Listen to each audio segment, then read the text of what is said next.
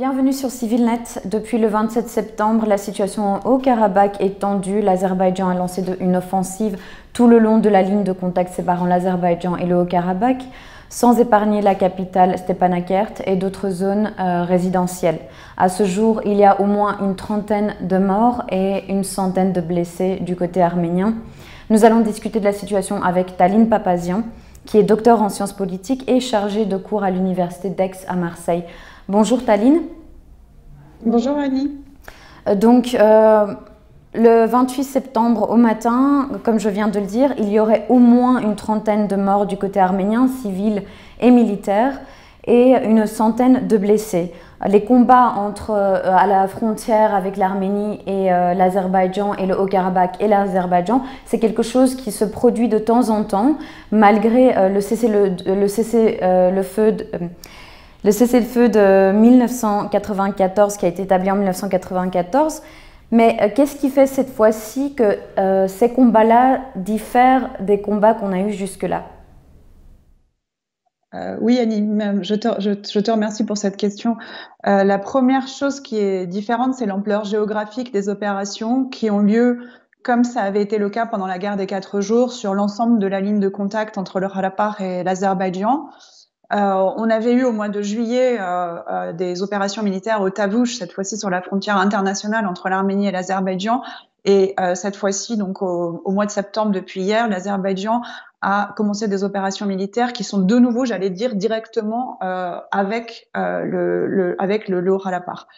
La deuxième chose qui change, c'est le niveau et la qualité de l'armement offensif pour les trois parties concernées, qui s'est beaucoup amélioré ces dernières années. Les trois parties, c'est donc le Karabakh, l'Arménie et l'Azerbaïdjan. Le Karabakh, tout à fait, tout à fait. On avait beaucoup parlé dans les années 2000 de l'énorme avance que l'Azerbaïdjan avait pris en termes d'armement sur les parties arméniennes. Or, ces dernières années, les parties arméniennes ont fait énormément d'efforts pour combler leur retard dans la modernisation de leur armement. L'Azerbaïdjan n'a de son côté pas ménagé non plus ses efforts pour constamment améliorer la qualité de son armement offensif. On l'avait vu en juillet avec l'utilisation des drones, notamment de fabrication israélienne, mais pas seulement, de fabrication turque aussi, de fabrication locale également. Et puis, la troisième chose qui a changé ces derniers temps, et là, cette fois-ci, c'est un facteur, j'allais dire, d'abord azerbaïdjanais, c'est la qualité de la situation domestique et économique en Azerbaïdjan, puisque la situation politique est très tendue, très compliquée en Azerbaïdjan. La situation économique est aussi difficile, elle a été rendue très dure par la chute des prix du pétrole, puisque vous savez que l'Azerbaïdjan est massivement, peut-être 80% dépendant du pétrole pour sa situation économique. Et cette situation très spécifique intérieure en Azerbaïdjan risque, si vous voulez, de pousser le régime Aliyev à des extrêmes dans les opérations militaires qui sont menées maintenant. Donc, c'est-à-dire que les soucis domestiques en Azerbaïdjan, qui sont aussi dus à l'épidémie du coronavirus qui est très mal gérée là-bas, tout ça fait que c'est une diversion en quelque sorte. C'est une technique qu'utilise toujours Ilham Aliyev de faire une diversion vers l'Arménie et vers la guerre pour essayer de faire oublier son impopularité ou ses échecs. En tout cas, cette composante-là joue dans la décision qui est prise, qui n'est pas prise d'hier. Hein. On voit bien que ces attaques étaient préparées au moins depuis plusieurs semaines, certainement depuis les opérations militaires du Tavouch, sur lesquelles l'Azerbaïdjan a terminé quand même par des échecs, comment dire, qui impactent encore plus difficilement la situation intérieure.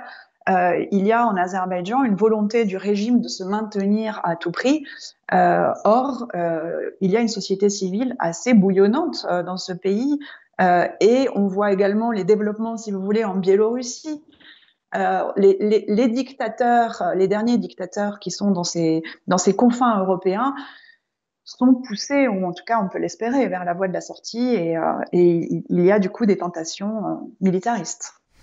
Justement, vous avez indiqué la Turquie et le fait qu'il y ait également des armements turcs. Et cette fois-ci, Recep Tayyip Erdogan, le président de la Turquie, a plus que jamais montré son soutien à l'Azerbaïdjan en disant que la Turquie offrait son soutien entier à l'Azerbaïdjan quoi qu'il arrive. Et d'ailleurs, hier, donc le président du Haut-Karabakh, Araik Harutyunyan, a déclaré pendant une conférence de presse qu'il y avait énormément de munitions, d'armes, d'hélicoptères, d'avions de combat F-16 qui avaient été envoyés par la Turquie à l'Azerbaïdjan. Et il a même ajouté, donc il a déclaré que c'est la Turquie en fait qui fait une guerre contre le Karabakh plus que l'Azerbaïdjan contre le Karabakh. Quelle est votre analyse sur l'implication et le rôle soudainement joué de la Turquie? Mais vous avez parfaitement raison de souligner que la Turquie a toujours, sur le plan de la rhétorique, soutenu l'Azerbaïdjan de manière inconditionnelle.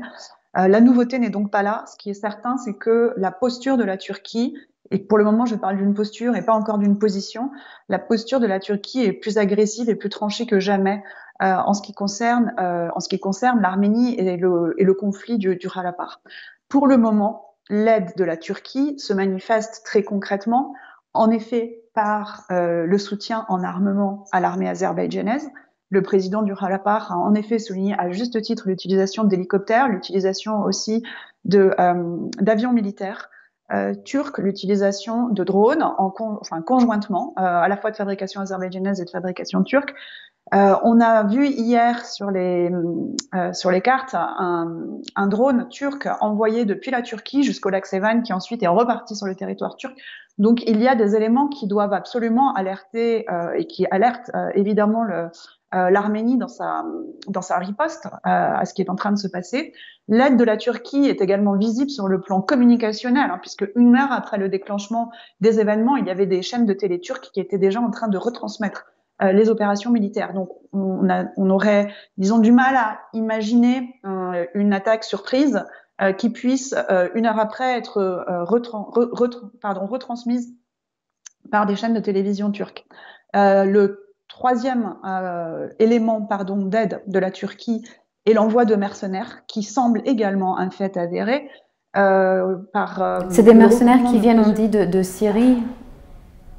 Oui, en effet, c'est aussi les informations que j'ai. Ce sont des mercenaires qui auraient été recrutés et préparés en Syrie et envoyés la semaine dernière vers l'Azerbaïdjan avec un doute, je dirais, sur leur point d'arrivée ultime, c'est-à-dire est-ce que ils sont envoyés au Nakhitchevan, est-ce qu'ils sont envoyés sur d'autres positions de la frontalière entre la Turquie et l'Arménie, ou est-ce que on les a déjà héliportés de l'autre côté, du côté du Haut-Karabakh? Je n'ai pas la réponse à cette question, mais c'est un élément à surveiller de très près. La grande inconnue, c'est, comme vous avez dit, la Turquie apporte son soutien entier, c'est justement jusqu'où va cette entièreté. C'est-à-dire, la Turquie franchira-t-elle le Rubicon et passera-t-elle à un soutien armé, de son armée régulière? Et là, évidemment, ce serait l'embrasement dans tout le Caucase. Mm-hmm. Le gouvernement arménien, justement, suite à ce qui s'est passé le 27 septembre, a déclaré la loi martiale et la mobilisation générale, tandis que la République du Haut-Karabakh a déclaré la loi martiale et la mobilisation entière, complète. Qu'est-ce que ces deux termes, de manière générale, pour un État, qu'est-ce que cela signifie de prendre ce genre de décision? Alors très concrètement, cela signifie, et là je vais parler pour l'Arménie, que je connais mieux que le Haut-Karabakh en ce qui concerne cet aspect-là, cela signifie que tous les commissariats militaires peuvent établir avec précision la liste de tous les réserves en hommes qui existent sur le territoire de la République d'Arménie. Il y a à cela deux aspects importants. La première, c'est évidemment le choc psychologique en interne, mais surtout à destination de la communauté internationale, parce que l'Arménie tenait à marquer très clairement le fait que ce qui se passait au Haut-Karabakh, ce qui se passe depuis hier, n'est pas les opérations localisées du mois de juillet au Tavush, et qu'on est donc dans autre chose, dans quelque chose qui va certainement dépasser en ampleur la guerre des 4 jours. Et donc, il a raison aussi à destination des Arméniens de la République d'Arménie, des Arméniens du Haut-Karabakh et des Arméniens du monde entier de marquer ce pas. Il y a autre chose à prendre en compte, c'est que en avril 2016, la mobilisation générale, si je me rappelle bien, n'avait pas été décrétée, et qu'en tout cas, même si elle l'avait été, ça n'avait pas empêché l'afflux d'un très grand nombre de milliers de volontaires et qu'il y avait eu, en dépit, si vous voulez, des intentions extrêmement louables de ces engagés volontaires, une certaine difficulté à organiser l'afflux des gens qui voulaient partir au front ou qui étaient partis au front. Alors là, ce qui se passe avec la mobilisation générale, c'est que le processus est intégralement pris en charge par les institutions concernées, et donc évidemment par les commissariats militaires et le ministère de la Défense, pour éviter un certain désordre dans les départs. Oui, le président Araik Harutyunyan a lui-même dit que cette mobilisation générale signifiait que l'État était prêt à prendre tout en charge et que, après tout, ils étaient prêts depuis très longtemps à ce genre de guerre, donc qu'ils sauraient gérer tant bien les volontaires qui partiraient au combat et le reste de la population qui se veut volontaire pour donner du sang ou ce genre de choses. Et puis aussi, justement en parlant de ça, de cette mobilisation générale, Araik Harutyunyan, encore pendant cette conférence de presse, a noté que la mobilisation générale, cela signifiait aussi que les Arméniens de la diaspora seraient plus impliqués. Ce qui signifie que dans le cas d'une guerre totale dans le Karabakh entre les Arméniens et les Azerbaïdjanais, est-ce que cela serait réaliste de voir des volontaires qui viendraient dans la région et se battraient aux côtés des soldats arméniens? Est-ce que ce serait un scénario réaliste? Est-ce que c'est possible? Est-ce que ça se fera? Parce qu'on sait que dans les années 90, pendant la guerre du Karabakh des années 90, très peu de personnes de la diaspora ont pris part aussi à cette guerre. En fait, je pense que la question est bien trop prématurée et qu'elle se posera peut-être jamais. C'est-à-dire que ce qu'il faut bien voir, c'est qu'en fait, pour le moment, et sans doute pour fort longtemps, il n'y a pas ce besoin. Il n'y a pas ce besoin. Les deux armées, c'est-à-dire l'armée de défense du Haut-Karabakh et l'armée de la République d'Arménie, prennent en charge et sont en mesure de s'atteler aux problèmes qui leur est donné là, dans ces opérations militaires. Il n'y a pas besoin. Si engagement de la diaspora il y a, et il y a engagement de la diaspora, on le voit très clairement depuis hier, c'est au niveau communicationnel que cet engagement se fait, c'est au niveau des actions de lobbying auprès des communautés dans lesquelles vivent ces communautés de diaspora, auprès des représentants politiques de ces communautés de diaspora. Et cet aspect-là est finalement certainement bien plus important que d'imaginer des scénarios où des volontaires partiraient en masse. C'est pas nécessaire.